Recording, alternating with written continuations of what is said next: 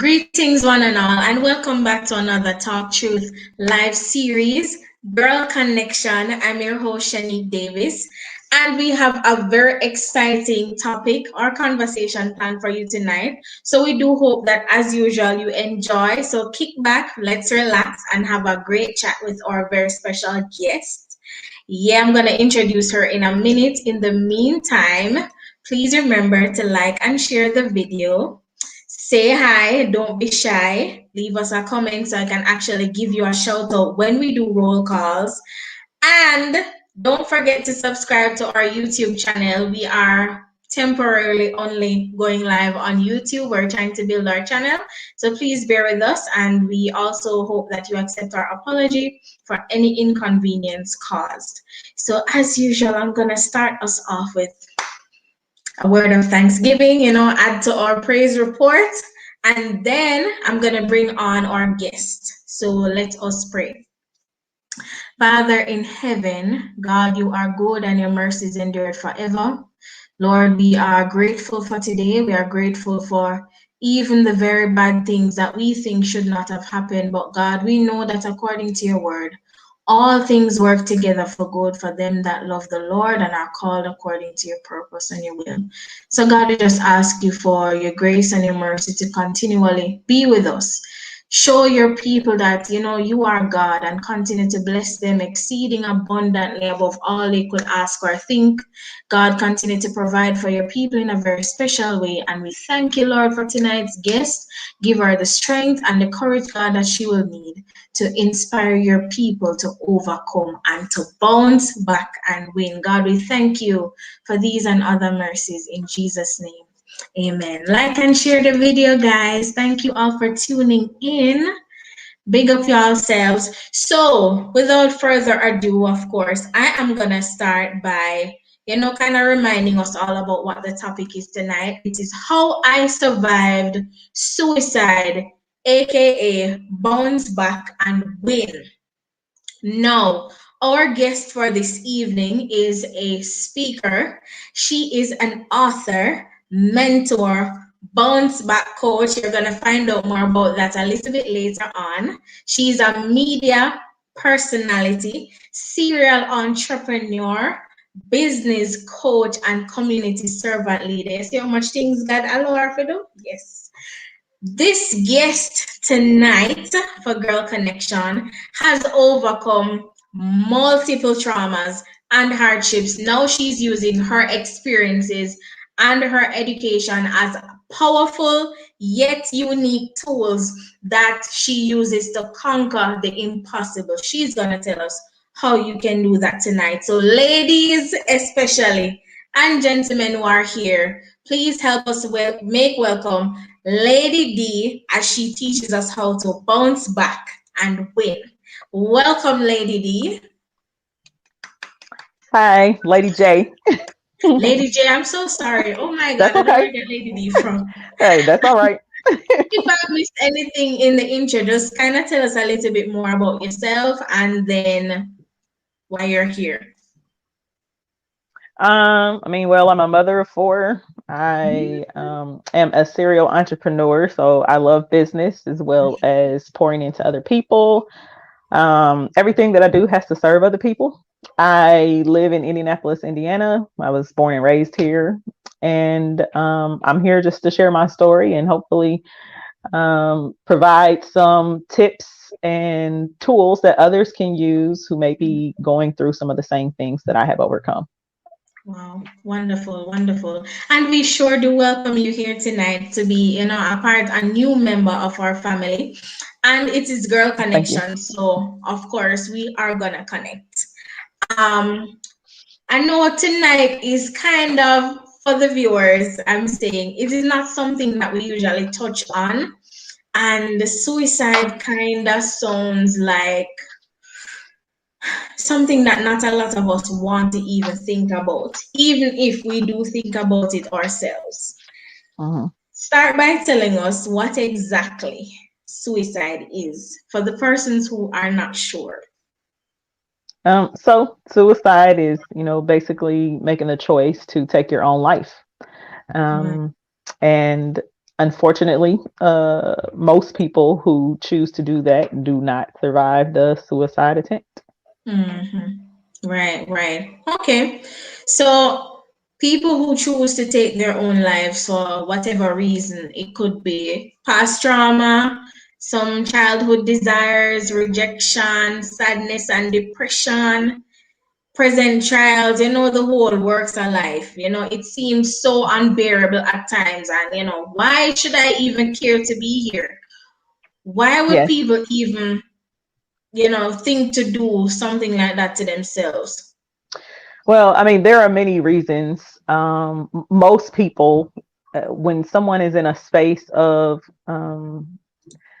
wanting to commit suicide or contemplating suicide, outside of those who have been diagnosed with mental illness like schizophrenia and things of that sort, a lot of times it is the result of trying to end what seems to be unbearable, ongoing, consistent pain, emotional usually, or mental. I know for me, it was a collaboration of things, undergoing a lot of trauma in my childhood. Because while I was a teenager, at the time is when I tried to commit suicide several times, and then once as a young adult. So um, it could be a host of things. And what a lot of people don't understand is some people, they get up one day, you have good days, bad days. And then if you're someone like I was that experiences trauma after trauma after trauma after trauma and never get the help that you need, you're trying to reach out to people, you're trying to tell people what's going on and nobody will listen. At that point, as a child anyway, it's a lot. So you just want it, just want it to end. Wow. Wow. And I never would have thought that even children would try to tell, because when I was checking up, when I was reading up on, the whole matter of suicide, I saw one instance where a child said it and it was, okay, he's just a kid, it's not Yeah. that serious, and brush it aside. Was it a similar case for you? Oh, no. So, I know that nowadays a lot of people are committing suicide for much less. Somebody talking about you or being bullied or suggesting that you should. I can't really identify with that, with that level of um, agreeing to make that choice for yourself based on that. But for me, no, it was. I mean, I grew up in a household where, there was a lot of domestic violence, a lot of domestic violence, a lot of drugs, a lot of alcohol. I was taught to cook crack cocaine at a very young age, at 3 or 4. My father left alcohol out a lot for us to consume at very young age, being careless. I mean, undergoing molestation, being raped multiple times, being kidnapped, then, being without a father at a very young age, then being motherless. I mean, the list goes on and on. So all of those traumatic experiences, and then having the responsibility of caring for or protecting my younger siblings, from some of those same things. It was a lot of responsibility. It was a lot of pain to endure, and nobody was listening. While one parent is telling people or trying to keep things a secret, not getting the help that you need, and then bringing in someone else into the picture that is or was a violent registered sex offender, just adds to the equation. So for me, it was serious, traumatic experiences, and then trying to voice and tell people what was going on. Nobody was listening. So at that point, you're like, okay, there's nothing else for me to do. So trying to commit suicide, by taking pills, stabbing yourself in the stomach, also drinking cleaning fluid, all 3 times. Of course, I'm still here. So, and then, when you are going through a life or a childhood full of trauma, those things cause you to I'll say, enter into other situations and relationships or make decisions that are unhealthy because you don't have anybody to teach you. You have not been offered, you know, Yeah. no therapy, Any you sense of know, worth. nobody to talk to, anything. And then being homeless as a teenager too, being Yeah. homeless at the age of 15, you know, having to fend for yourself, you know, get your own job, take care of yourself. You know, I was taken in by one of my cousins. It just was. The more I think about it, I can't even believe that I'm here because I don't know how I got to this point outside of just God, because he definitely had his hands on me, definitely had a purpose for my life. So, but in doing that, when you don't address those issues, or you don't know how to address those issues, you have the ability to, and most people do, compound that situation, add to the trauma by entering into domestic violence relationships, which is what I did, Mm-hmm. you know, Yeah. and that caused me to try to commit suicide for the last time at the age of 20. So the first three times it was between the ages of 14 and 15. And Mm-hmm. then again at age of 20, when my older two children were only 1 year old and 6 months. And I decided that this time I was going to slip my wrist, because this time I'm going to go ahead and really die this time. Like, it's going to work. And fortunately, uh, you know, someone called the police, and the ambulance and all of the, you know, EMS people showed up just in time. And uh, spending 24 hours on the psych floor at the hospital was kind of like an eye opener for me. My children then became my reason to live, and then became my reason to, you know, tell myself, no matter what happens, no matter how hard it is, I have to figure out a way to overcome this. I need to find somebody that can help me. So Mm-hmm. that's that's what it was for me. And I know that most people that I'm connected to, who have shared their stories of surviving suicide as well, or, you know, having suicidal ideations, that's their story too. So there's some form of trauma, whether it be mental, you know, emotional, you know, psychological. Usually that is at the root of Mm-hmm. that thought process. Yeah. And the main thing is that, you know, it's a buildup of the emotions that come with these kind of experiences, and the limiting thought process is like, you know, maybe there's no hope. As you said, nobody cared for me, nobody wasn't even interested in the least bit about me. My parents put me through a hard time. I was homeless at one point. Like, why am I even here? So again, just to reiterate a little bit of what you said, people have several different reasons why they would attempt suicide. And then, you know, afterward, surviving it then gives you a different, a more renewed frame or view on things before. So tell us a little bit more about the mindset behind committing suicide, because we do have, you know, probably one psychologist or one doctor who says that, you know, the thought process is changed, your vision gets even more narrow at that time, and you can't see anything but your problems in Mm-hmm. front of you. Tell us a little bit more about that. Maybe you had sleepless nights, something. Go ahead. So it's very compounded.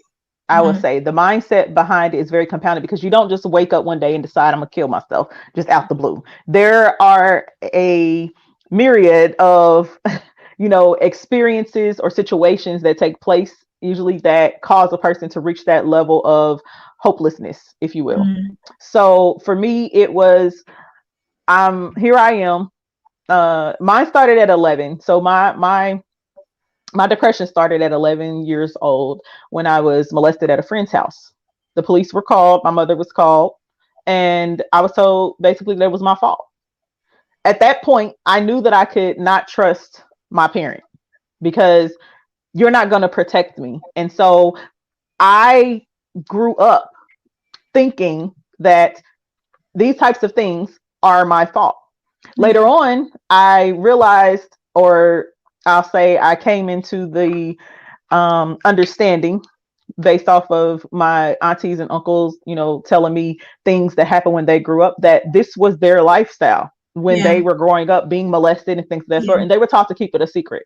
So I didn't know then, but of course, now looking back, people can't give you what they don't have. And so the fact that that was a lifestyle for them, that they were taught to keep things like that a secret, it's the exact same thing that, happened to me. And unfortunately, it became a learned behavior.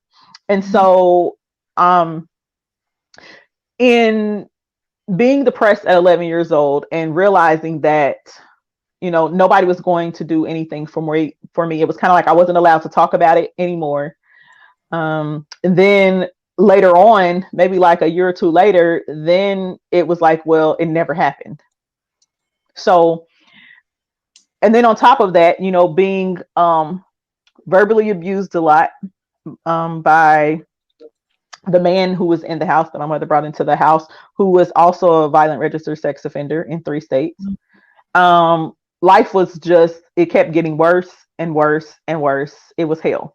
And so to escape that, I really delved into school. So I was a student, I was in a lot of extracurricular activities, show choirs and track and student council. I tried to stay away as much as I could. That was like my escape, if you would. So that was where I felt comfortable, like I fit and sane. But then as life continued to go on, you come home to, it's a whole nother world. So trying to reach out to people and voice what was going on at home, and nobody was listening, being told that, well, no, your mom said you're just being rebellious, you're lying, it was even one point where, I was dropped off at the Children's Bureau here in the city and left. And just, she told me that, I'm not able to take care of you anymore because you're coming in between me and my husband. Wow. So, and trying to voice to the counselor there, telling them what's really going on. And they're like, no, that's not what your mom said. So, I mean, it's just, it developed not only a sense of hopelessness and depression, but then it started to also develop a very high level of anger. So just getting more and more angry, and then now looking for a way to medicate, self. So because and then on top of that, being raped by someone that I knew after being molested, that happened at the age of 15, and then being kidnapped and raped at 16, it developed a level of, I need to medicate. I need to find something to help this pain go away, because killing myself clearly is not working. And at that time, I knew who God was, but I didn't know what it was to have a relationship with him. That's a different thing. That's two totally different things. Knowing of him and knowing him for yourself are two totally different things. So I used prescription pills when I was diagnosed with a severe case of endometriosis at a very young age. So I used Vicodin. I was addicted to narcotics, drugs, Vicodin, and then I started using sex. I started allowing people to just, use me, because people were already taking advantage. So sex became an addiction as well, and I just and that's how I went through life, trying to numb, what I was feeling, what was going on, not having my father present, wasn't there to protect me, having another parent who wasn't trying to protect me, who basically just threw me away. And so living with that, and then waking up every day pretending that I'm okay. Yes, I had a cousin, and an aunt that, allowed me to come in and, have a roof over my head and make sure I ate. And, I was, had my own job and things of that sort. But nobody ever asked me, was I okay? Nobody ever checked my emotional, and mental state. And the last time that I tried to commit suicide when I was a teenager at the age of 15, I would have died that night if I wasn't with one of my friends. So like, nobody knew what was going on at home. And the only person who really listened to me was my best friend at the time. Shout out to Keisha. She knows who she is. And I had her pick me up after I waited until I drank the cleaning fluid. I waited for a little bit. So I knew that that when she picked me up, I would be somewhere safe and I could like die in peace. And because of drinking that, there are side effects. So my insides felt like they were on fire. You know, I was crying and bent over. It was painful. Oh my God, it was so painful. But, you know, she got me to her mom's house and they were like forcing me to tell them what happened. What did I do to myself? And she was like, I'm going to call your mom if you don't tell me. And I'm like, no, don't call her. She doesn't care. And so, yeah, so they called poison control and they did what needed to be done. I got the help that I needed, and that's how I survived that last suicide attempt when I was a teenager. Wow. And so with that, it's a compounded it's a compounding group of things that continue to alter your mindset. So while you may start out just depressed and sad, you know, and feel dirty when that first trauma hit, the more things compound, the more that you don't have your own parents, you know, that are there or that are supporting you and looking out for you, and they keep allowing things to happen to you, you know, over and over and over again, and then they're doing things to you or lacking in what they're supposed to be doing. That you know adds more things, anger, and then you feel guilty because you have younger siblings and you don't want the same things to, you know, happen to them, and you're trying to protect them and make sure that they, you know, do their homework, they get to school, and, you know, help. It's so many things. And so then you start to be angry, and then you start to, you know, not like yourself, then not love yourself, and just allow people to do whatever they want to do, you know, with you. And you start to tell yourself, well, I was taught that this was my fault. You know, when I was kidnapped at 16, it was because I got into a car with a stranger. Wow. And it was the first time I got into a car with a stranger, and I knew better, but it was late at night. You know, I was walking home from work. My cousin forgot to pick me up from work, and it was the only way I could get home. And so, you know, but this person had other young ladies in the car and introduced them as his daughters. And so I felt safe. Like, this is like a father figure. He was presenting himself like, hey, it's too late for you to be out here walking by yourself. You know, where do you live? I'll take you home. And it wasn't that. So in my mind, at 11 years old, I was taught that these things are my fault, and that, you know, so when he did that to me, I could not speak. Like, I was crying, you know, when I finally made it home. I remember my aunt asking me what happened, and I couldn't say anything, because in my head, I'm like, I'm not going to tell her what happened because I got in the car. So it's my fault that it happened to me.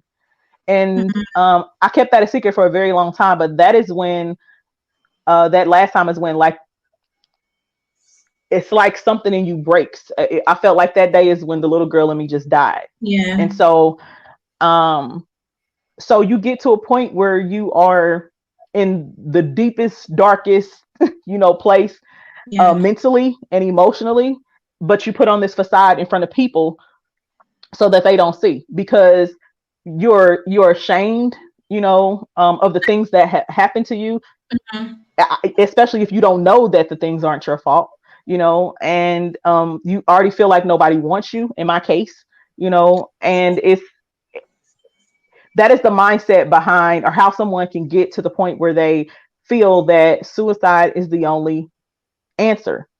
And like I said, it wasn't until I turned 20 years old. So I had 5-year gap there where I started feeling that again, when I was being abused in every shape, form, or the fashion that you can think of by my husband. And I was with him for 5 years, and I tried my best to, you know, stick it out. And because I had already felt that way about myself, like I wasn't worth anything, I allowed him to do any and everything to me.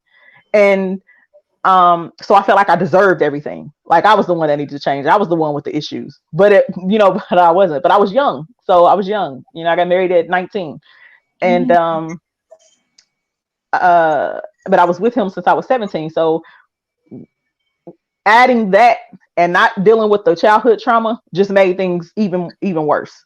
And so it wasn't until I had that encounter with God while laying on a bed, you know, on the psych floor at the hospital, is when I decided, okay, I realized that, you know, guys, it was like a still small voice said, you know, I told you no. I don't care how many times you tried this. The answer is no. So what are you going to do? You know, and so it was like something clicked. So, and I started thinking about how many times I've tried to commit suicide and why I'm still here. And so many other people have committed suicide and they're gone. Like, I've never heard of anybody trying to commit suicide that many times. And, you know, and you know what I'm saying? And they're still here. And so now, of course, looking back, I realized that everything that I went through, that he allowed me to go through, was for a reason. And it's because of what I do now is why he allowed me to go through it. So, you know, you can't pull people or teach people or guide people through something if you haven't been through it yourself, because you don't know the ins and outs of what they're going through, what they, you know, what they're feeling, maybe what some of their struggles are. And you having some insight into that experience, and they get to see what it looks like on the other side. They get to see that this, what you're feeling, is only temporary, and that it's necessary, even though it doesn't feel good when you're in it, and it doesn't look good when you're in it. So that's the mindset behind what my mindset was behind wanting to commit suicide and then actually going through with it. Because at that point, once you get to the point where you decide that, hey, I'm not worth anything, I don't love myself, I don't like myself, people are just going to keep, you know, hurting me, I'm angry, this pain, I don't know what to do with it, I'm tired of crying. Once you get to that point, you're not concerned with, you're not scared to die. You're not scared to die. You know, it's like, I just want the pain to stop. Yeah. And I, for one, cannot say that I do understand. Yes, myself, I have had thoughts of drinking cleaning liquids, but I always got distracted. And so it wasn't that bad. So I didn't get that far. But I've had my times when I felt like, yeah, this is not gonna work. And when I was also doing my reading, one person said that the longer you can actually live through the moment is the better it will be for you, because you can actually change your mind if you just, you know, stay low for a bit, step back for a bit. But I'm really grateful that you came tonight, and you have been so vulnerable in sharing everything that you have been through. Basically, so far, for the people who are just joining us, you've had several clear years of problems and the works, and you never felt like you were good enough. You never felt like, you know, you were better alive. You know, probably you said to yourself, I'm better off dead. So why do this? Why bother breathing? You know, God is just wasting his time. And it cannot be something that's easy, especially to go back and talk about every single thing. I cannot imagine, you know, all that is coming up to you right now, but I'm thankful for it, and I'm sure the viewers are as well. And I'm not going to say anything more, but to just allow the viewers to say how they feel about the chat so far. So Miss Floretta Lewis said, hi, lady. I think you meant hi, ladies. Hello. Tasha Ray is here. Hey, Tasha Ray. And Nikisha.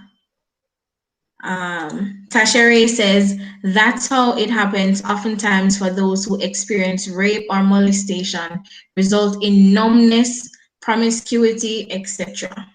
And you said that. Yep, that's how it starts. But I thank God you made it through to be here today. Yes. Life finally has meaning, right? Hello, ladies. Hi, Lady D. I think this is the Lady D I was talking about earlier when I kept saying Lady D. Listen to me, no man. True. Thank you so much for sharing your story and being vulnerable, Lady J. You are like, Lady D is just no problem. Facts. All right.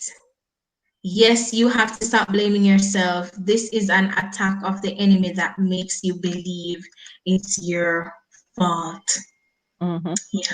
You were young. You wanted to get home. So yeah. you know? Yeah, More victims definitely. need to hear this because they have felt like it's their fault, or they may not want to disclose who their abuser is. Did you ever Yeah. disclose who your abuser was? Well, the first time, of course, because it was a stranger, we had to give a description to the police. Mm. So they never found the person, and unfortunately, my mother never pursued it. It was like I said, after that, it was just like it never happened. And then the second time, when I was raped the first time, the person I did disclose who the person was. Nothing ever came of that. And the final time, like I said, I didn't even tell them who it was. I did not tell anyone about what happened to me, why I was gone for so long. They couldn't find me. They didn't know where I was and why I was so late getting home. I wouldn't speak. I wouldn't say anything because again, like I said, I thought it was my fault. So when I released my first book, the first part of the 3-part series of my life story in 2015, that was the very first time that I said something to somebody. It was very therapeutic because I had never uttered a word about it. And I called my cousin up, the one who took me in, and told her about it before I wrote the book. And I explained to her, I was just like bawling, talking to her, telling her about it, because I was like, I blamed her when I was at 16. I was a child, so I blamed her. I blamed myself, but I also blamed her too. And I was like, I would have never met this man, or I would have never, got kidnapped if I didn't have to walk home, if you didn't forget me before you went to work.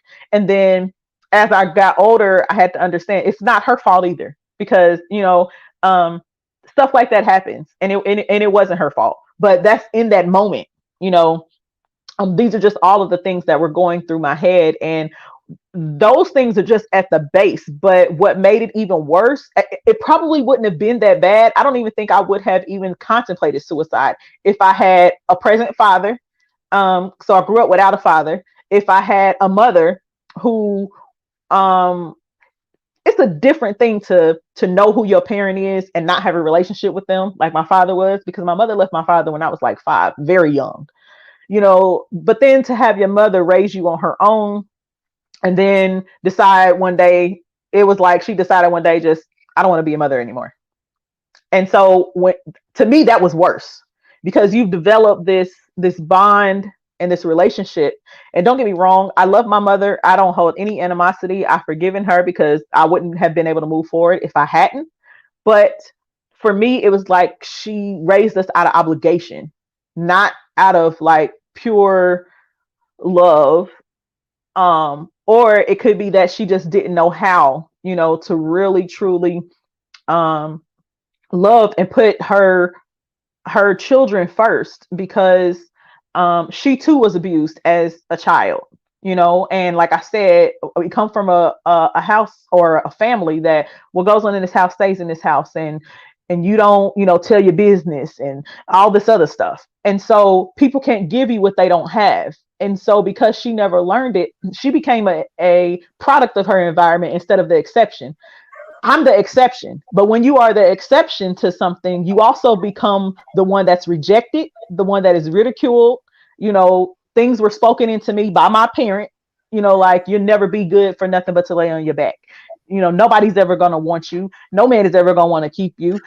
Those things were spoken into me. To this day, I'm 37 years old. Those things still ring in my head whenever my marriage didn't work, or whenever, I enter into, you know, anything and it doesn't work out, or it involves people, those words ring in my head. And so, and I don't think we realize that life and death is in the power of the tongue. And what you speak into a child, that's a seed. And based upon who waters it or what's cultivated is, ultimately what comes out of it. But I will say that in all of that, having my grandmother, who was like my mother, she was my mom, and having a godmother teach you about, what forgiveness is and the art of forgiveness, and teaching you, about how to have a relationship with God. Without them, I probably wouldn't be who I am or where I am today. And just all of those things, being homeless, then trying to drown out the pain with certain addictions and all of that, being thrown away, by your parent. And I mean, I could go on and on, repeating cycles, generational curses, Mm-hmm. being in domestic violence relationships and being homeless a few more times, not choosing wisely. I mean, it's a whole myriad of Yeah. things, but that one incident had somebody really followed up, had somebody got me the help I needed at 11 years old, all of that other things, and was really concerned about making sure that my well-being emotionally and mentally, and not just feeding me and making sure I have a place to sleep was good, was enough, then I probably could have avoided a lot of that helplessness, I'm saying, or feeling helpless. Yeah. So when I'm speaking about this, and I don't, I like to be very transparent, because I believe that more people are delivered when you speak truth, instead of, trying to sugarcoat stuff, or blanket it. So in doing that, I had to get to a point where I was unashamed about anything that had happened to me, or anything that I had done as a result, mistakes I've made. And it's a different kind of liberation, a different type of freedom, because now there's nothing that anybody can say to me or about me to somebody else that's going to make me feel some type of way or go hide.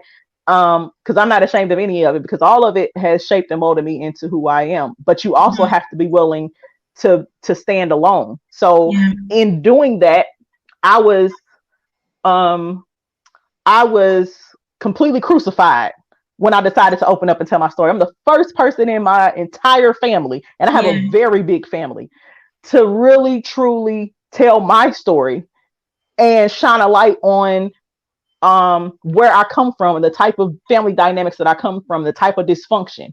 And I'm unapologetic about it. I'm not gonna say I'm sorry, because God didn't allow me to go through those things to be quiet. He didn't allow me to go through those things to sit on it. There's too many people out here hurting, too many young people, too many adults that have been stuck, for so many years in this space, and they don't have to be. They don't have to be. And so, and if God did it for me, then he can do it for somebody else. But it starts with a conversation. It starts with being honest. It starts with being open. And so I have now become for them what I didn't have. Mm-hmm. People always say, Lady J, how would you describe yourself? Well, I am the living, breathing example of God's love for us. That's exactly what I am. Yeah. And I tell people that all the time, because it is. And he not only loved me enough to keep me through all of that, but him keeping me is the reason that I'm still here, and proof that he has a purpose for my life. Yeah. And so that's how I feel about that, and why I'm so open about it. Yes, sometimes it can be difficult to talk about certain things, but it's needed. It happened so long ago, but the effects of it have continued throughout my lifetime. There are still some things, that I struggle with, especially concerning relationships, men with the absent father, and the men who have abused me in many different ways. But I made it up in my mind that I was going to be an exception, and when I became a mother, I decided that my children were not going to be a part of this generational curse. It's not going to touch them. It's going to stop with me. So I don't care how bad it hurts, what I have to go through. I'm going to do whatever it takes to make sure that they are well, in every shape, form, and fashion of the word. So you've been through enough to know that God really, really, really, really, really, really, really, and truly loves you. That was a Yes. lot, Yes. especially due to the fact that, as you mentioned earlier, it is something that has been happening to the women in your family. So everybody is all hush hush.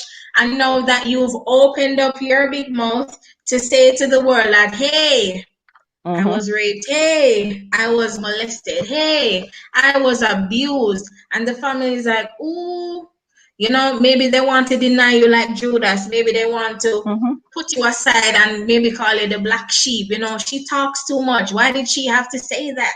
and calling up all the aunties and uncles and saying all kind of madness about you, but you did the right thing. Because now, as you said, you ended a cycle. Do you know how powerful that is? To stop a cycle? That's a train, and you stopped it. Listen, that is big. And you don't know what you've done for even your children. You don't know what you've done for the other cousins that you had that would probably be victims of the same thing. But you spoke up, so now it gives them courage to speak up just the same. This is a lot. Yes, and your bravery is commendable. So feel free to talk. Continue to talk your truth. That's why we're here. Real talk, real people live. That's why we're here. Mr. Lady D says, was your ex-husband that you married at 19 a high school sweetheart? Has he ever apologized for the pain he caused you now that you both are older? Was it hard for you to forgive him once you got over? Those are our 3 questions. All right, I'll let you take it.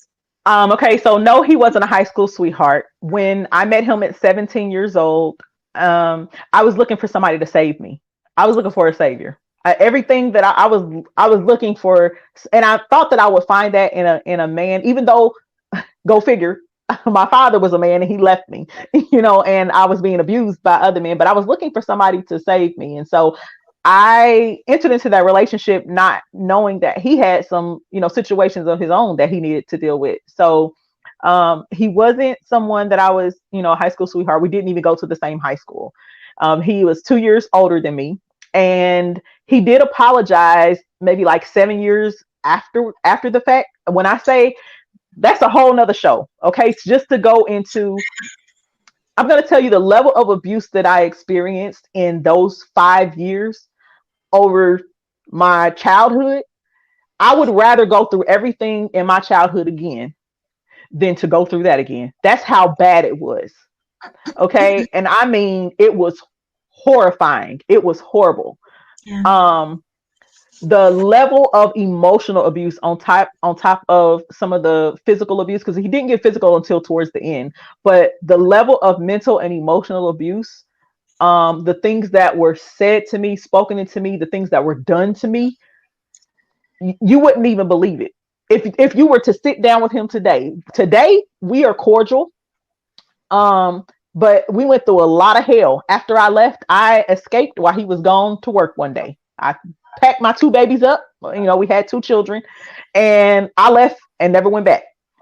And I did forgive him. It took me like 8 years to completely and truly get him out of my system and get over him. I cried for a whole year.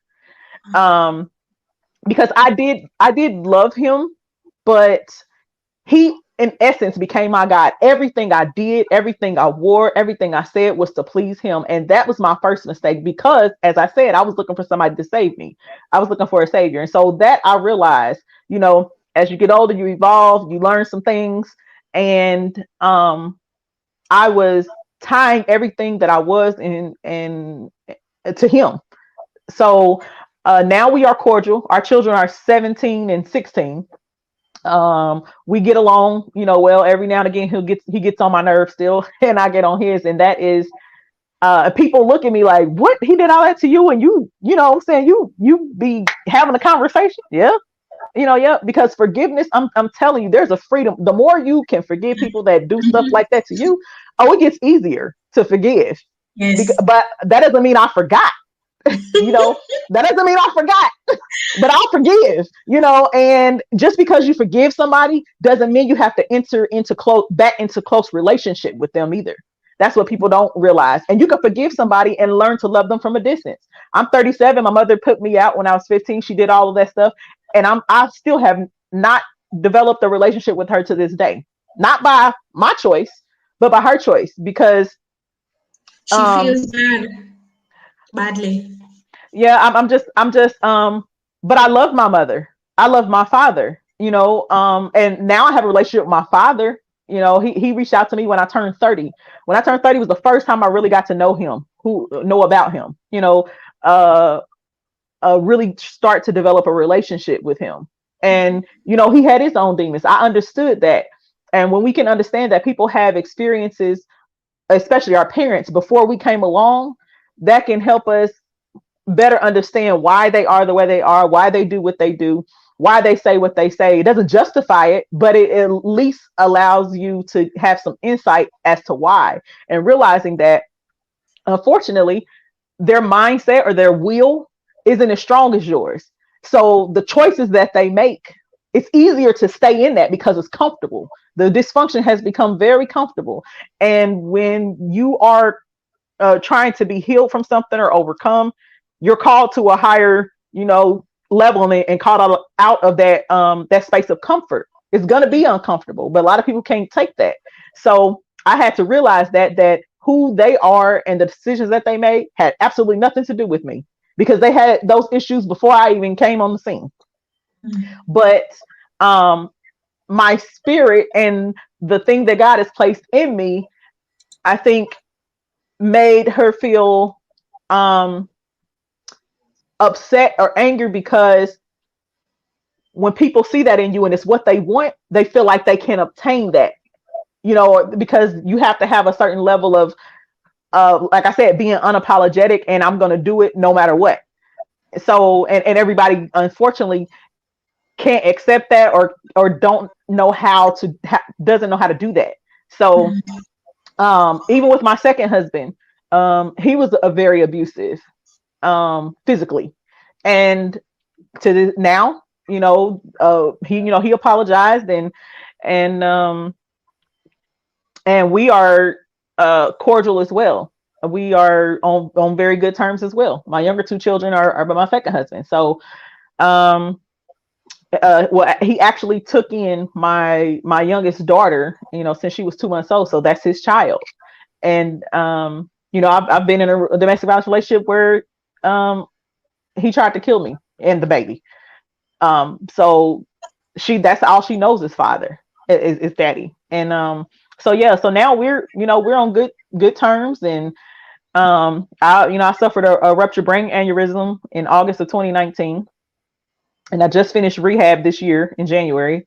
And you know, they both showed up. They both, you know, brought the kids, you know, to see me. And we work like a village. So I mean, unfortunately, I did go through those things. A lot of people aren't as fortunate to have a relationship with them, but it was very important for me to have my children see, because I wasn't able to keep the family unit together. It was very important to me to have them see, I won't say unity, but not live in dysfunction concerning their parents like I did. You know, I'd never tried to keep them, you know, from their fathers, even when they weren't paying child support or any of that. Time was more important to me. You know, that is what my focus was.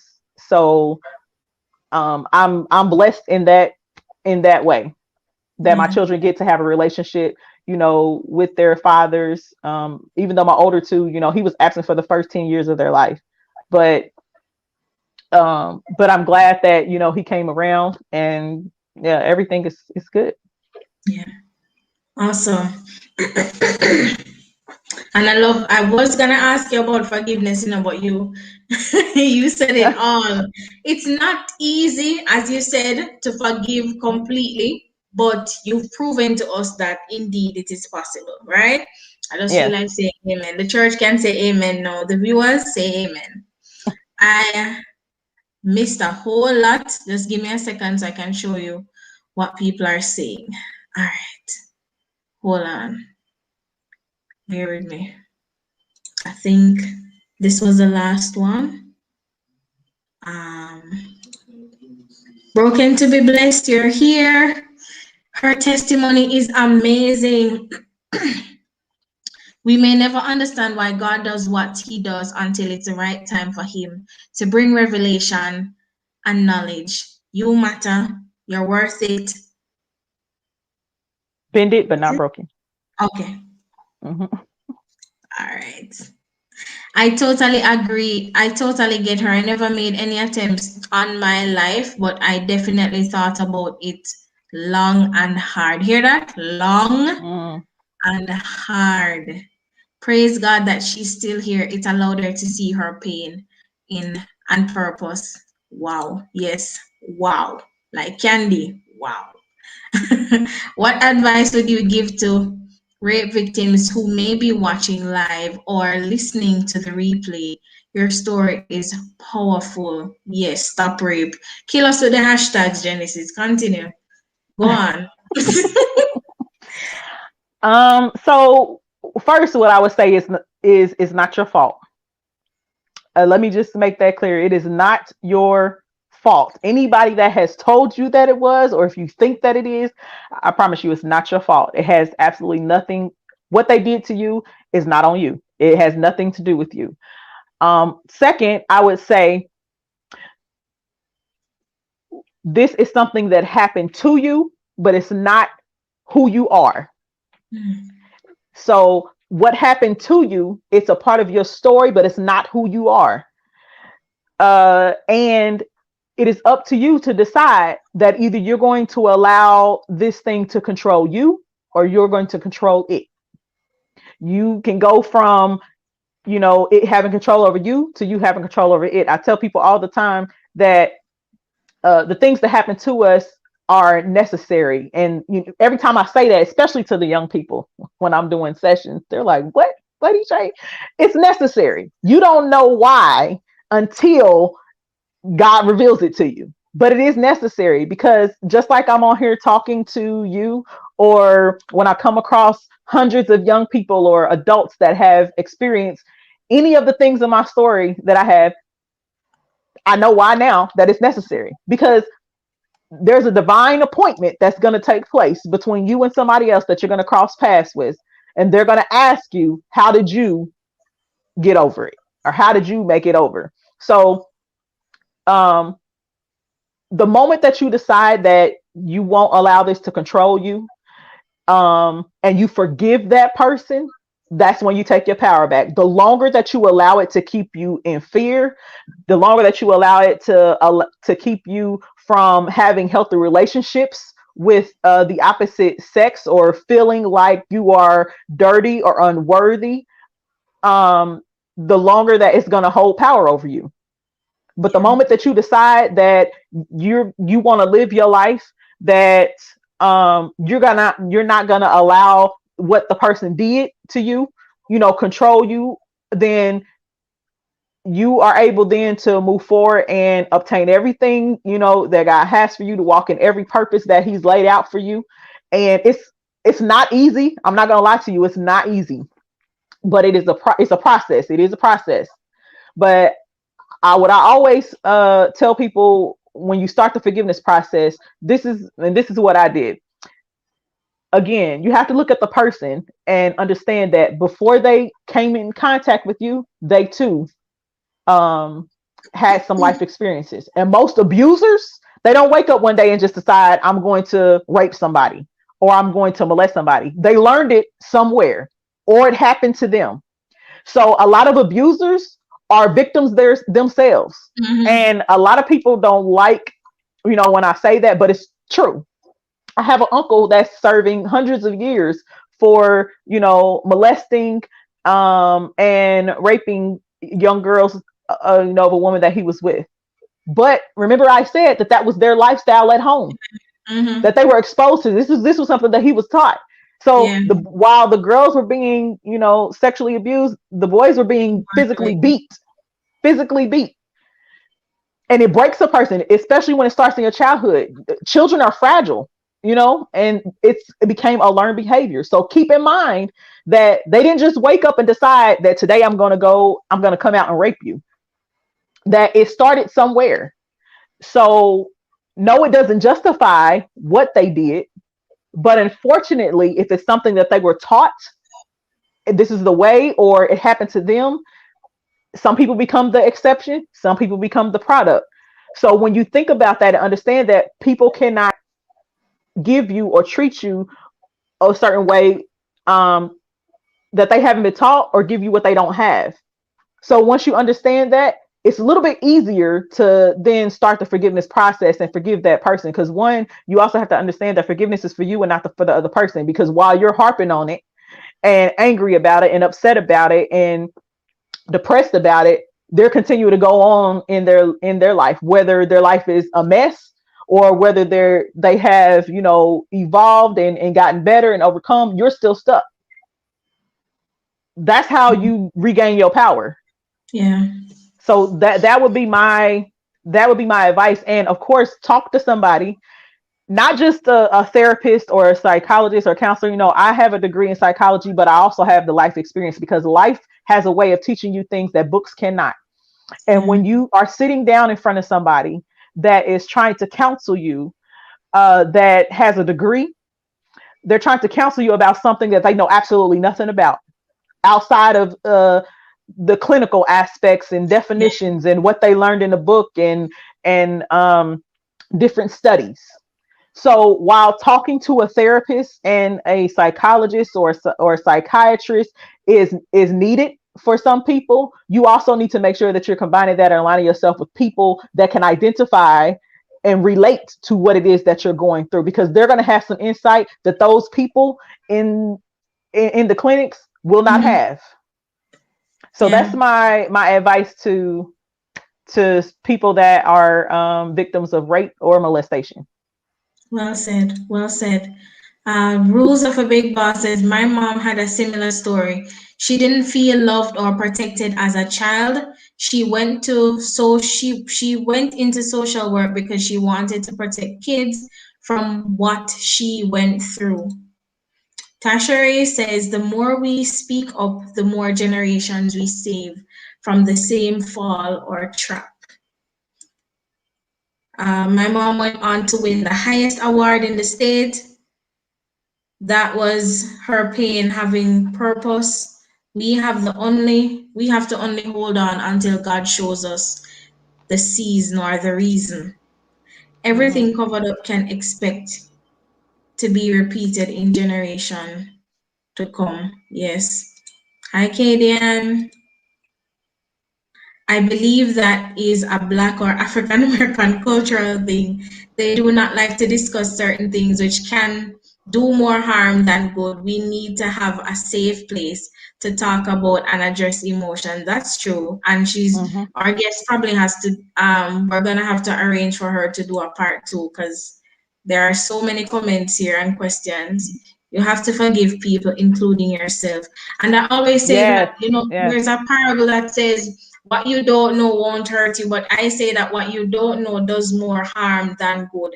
How are you going to address something you know nothing about? You're going to, if you didn't realize this was a cycle, you would have continued. One thing that I have learned in this life, and I'm only 37, but listen, I've gone through, as I just shared here, a lot of things that I haven't. This is just a part of my story. I'm just scratching the surface. So this is just scratching the surface, but you cannot fix what you refuse to face. You cannot fix what you refuse to face. And then I was talking to one of my friends last night, and then she said, you know what? It's not your fault, but it's your fight. It wasn't my fault, but it's my fight. I had to fight to make sure that the curse stopped with me. No, it wasn't my fault. But unfortunately, this was a battle that I was recruited for that I didn't apply to. So in that, I'm going to tell you,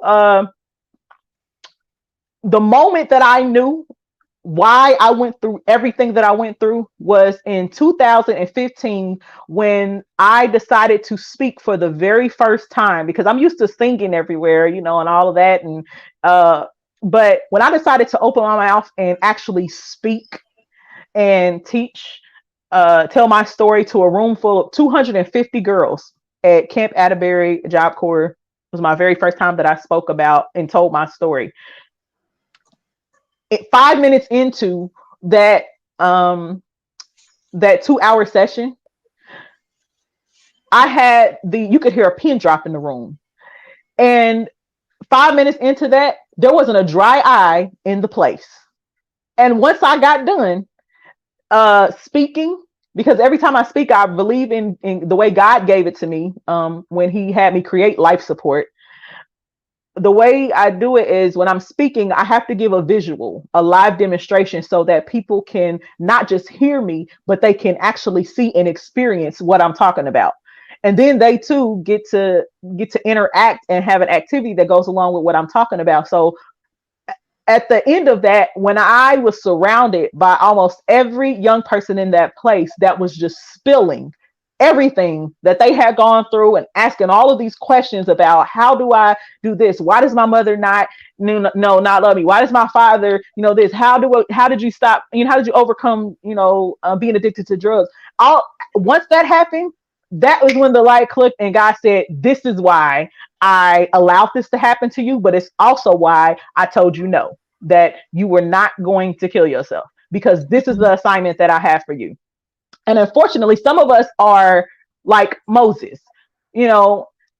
Moses had every excuse in the Bible and in his mind about why he couldn't go and deliver the message to Pharaoh. I'm not the right person. I stutter. I'm this. I'm that.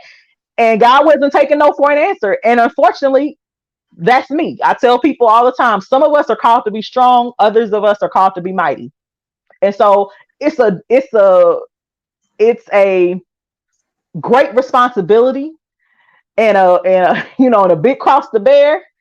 But unfortunately, that was the purpose that he placed in me. And I'm still, experiencing things, as I just shared, what I went through in 2019.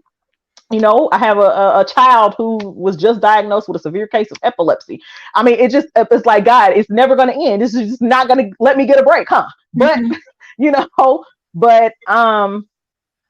but when you know that God's hand is over your life, because like I said, when you're in it, you can't see it. It doesn't feel good. It doesn't look good. You're angry. It's like, God, why is this happening to me? People will have you thinking that there is no God. If God was so great, why does he let, this happen to bad people or the kids? But you don't get to pick and choose what that person's story is. Everybody has to go through something to not just learn and gain from themselves, but everything that you go through is not for you. It's not just for you. So in realizing that, we have to take that, and then be able to look back and say, oh, okay, so yes, he allowed me to drink the fluid, but he didn't allow me to die. That was God's hand. Or yes, he allowed me to be kidnapped and raped. And I remember I still to this day, every single thing that happened to me, I remember when, what I had on, what that person smelled like, what they looked like. But there was a blackout moment. I don't know how I made it out. I don't know how I got home. That was God's hand. When I tried to stab myself in the stomach, my mother had just used that knife to cut some tough beef. But when I tried to stab myself in the stomach several times, the knife would not pierce my skin, but it just lacerated me. That was God's hand every time. So that's how you know that your story is how my story is a part of my purpose. My purpose is to be the example of God's love for us, and to be the living, breathing example that though he may allow some things, there's a reason, a divine purpose for everything. And you may not agree with it. We don't get to pick and choose it. How are we going to get from point A to point B? He may show you something that you're going to be able to accomplish or do or have, but he definitely is not going to tell you what's going to happen on your way there. But he's already made provisions for those areas. And for those who are listening or watching, you feel like, you've been slighted by your parents or, your abusers and things of that sort, keep this in mind. Again, that God has made provisions for all of those areas, and the people that he places in your life. When my mother and father was absent, he gave me my grandmother and my godmother. That's God's grace being sufficient. It has to be enough. You have to accept that and understand that it's more than enough. Oh my God. I'm sorry. You're gonna have to come back another Thursday night. This is too much. And Lady D was asking about your book. We don't talk about books on Thursdays. I don't make it a habit. We leave that for Tuesday night. So we're gonna have to work out you coming back on a Tuesday so you can tell us more about your book, your business and your coaching and all of that. But Okay. oh my God, the whole knife thing, what?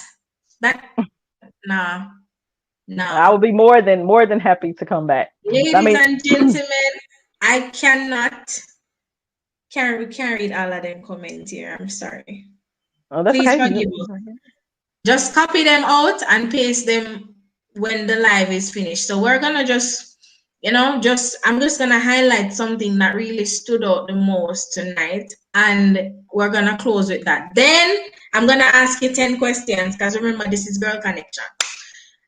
You said you cannot fix what you refuse to face. So true. That's just too true. And you said it's not your fight. I just use it may not be your fault, but it's your fight. So you cannot fix what you refuse to face, and it may not be your fault, but it is your fight. And I just put your name there because you know it's yours. So yeah, we'll copyright it for you. But we're so grateful that you took the time to be vulnerable with us. Guys, I'm going to give you a chance to help me. Yes, I'm dropping the mic right now. Help me with the 10 questions. So I have 3, 4, 5. I have 6. So you ladies and gentlemen who are here can add 4. So now it's time for 10 questions with Lady J. Okay. So, my first question, Lady J, if you could be an actress, who would it be and why? Angela Bassett. Ooh. I love her. I love her aura, her demeanor, her spirit. She embodies every role she plays. And I mean, you would think that she was that person. I How, absolutely love her. She delivers every time. how Stella got her groove back, right? Yes, yes. I mean, Michael Jackson, the Jackson Five's mother. That is probably one of my favorite roles. And Tina Turner, the way she embodied her, oh my God, yes. I love it. I love it. Great answer. Next question. If you could be a fruit, what would it be? A fruit. Mm-hmm. Ooh, let's see. A fruit, I would have to say a orange. And the reason is you can break the oranges up into pieces. It already comes, in pieces, and you can share that with other people. So I look at that as my story is combined of so many different pieces. It's so unique, and I'm able to share different pieces of my story with people depending upon what it is that they're going through. So because I haven't gone through just one thing in life like most people, I've gone through a lot of things and experienced a lot of different traumas. I'm able to help a lot of people that go through different traumas amongst themselves. Nice. Silence is my superpower, and that's honesty. What's yours? Say that again one more time. Silence is my superpower. What's yours? Transparency. Okay. All I'm right. not afraid to be transparent. And what's your favorite color? Brown. Brown. Favorite self-care tip? Oh, I'm just learning that literally. Okay. Which one you're Let's see. gravitating to most now? Self-care, rest. Rest. Definitely rest. Nice. All right. Favorite hobby or favorite thing to do? Sew and sing. So and sing. Okay. You can wait. Hold on. What's your favorite joke? My favorite joke. Oh, let's see. I would have to say there's a joke that Cedric the Entertainer talks about when only black people do this. When they're in the car trying to find an address, but they're bumping their music, they turn the music down as if that's going to help them see the address better. That's my favorite. That's my favorite one. Yes, and they say that for cooking too, because if you're cooking and the sound is too loud, No, just turn it down a little bit. I need to smell if my pot is burning yet. It's a real thing. It's a real Yeah. thing. So Lady D was asking favorite food and the thing to cook. Oh, I love to cook. Let's see. My favorite food I would have to say is seafood. I love seafood, and my favorite thing to cook, Mhm. it would have to be. Well, this is more like baking. It would have to be homemade rolls, and just because that's one of the things that I used to do a lot with my grandmother. So she just recently passed like 3 years ago, and that would be my favorite thing to cook. Okay. All right. There was one that I missed, but maybe in the next live. Sing us something. Oh, you want me to sing something? Oh Lord. Okay, let's see. Um, oh Lord, we give you praise. And oh Lord, we bless your name. And we lift our voices to say thank you for your goodness and your mercy toward us, for your goodness and your mercy toward us. We offer praise. Wonderful. Awesome. And I'm sure that when we ask you the next time to sing us out, you're going to be Mhm. much prepared because we're gonna ask you again. I Okay. was about to ask you what your favorite Jamaican word is, but I'm not gonna bother because that's gonna be a Okay. whole different life. So you do your research, and next time we'll ask you what your Okay. favorite Caribbean or Jamaican word is, and then we can all have a laugh and go to our beds. All right? All So right. it was really good chatting with you, and I honestly learned a lot. I have never had too much of the ideation of suicide, but it's really good to really understand what other people are going through and then learn how we could possibly lend a helping ear because I don't know how to help them more than just to listen. But you are Mhm. here, you found purpose in your pain. And of course, you reminded us that you cannot fix what you refuse to face, and even though it is not your fault, it is your fight. Words Yeah. by Lady J. Yes, Tashari, you know what I'm saying when I ask her the Jamaican word yet next week. But, ladies and gentlemen, it has been a great conversation. Thank you all for sharing with us. Please remember to like and share. And next week, we're going to hear more about Lady J and her book so you can get a chance to purchase your copy and all of that. But share the live, tell somebody about it, a friend who needs to hear this, that they can get help. She is a bounce back coach, and we're going to find out more about that on the next live. So thank you all for joining. Have a great rest of your night. The peace of God be with you all and your families. This has been Girl Connection on TalkTruth Series, Real Talk, Real People Live. See you all on Saturday night at 8:30. Have a great night. Bye. Thanks for having me. Bye.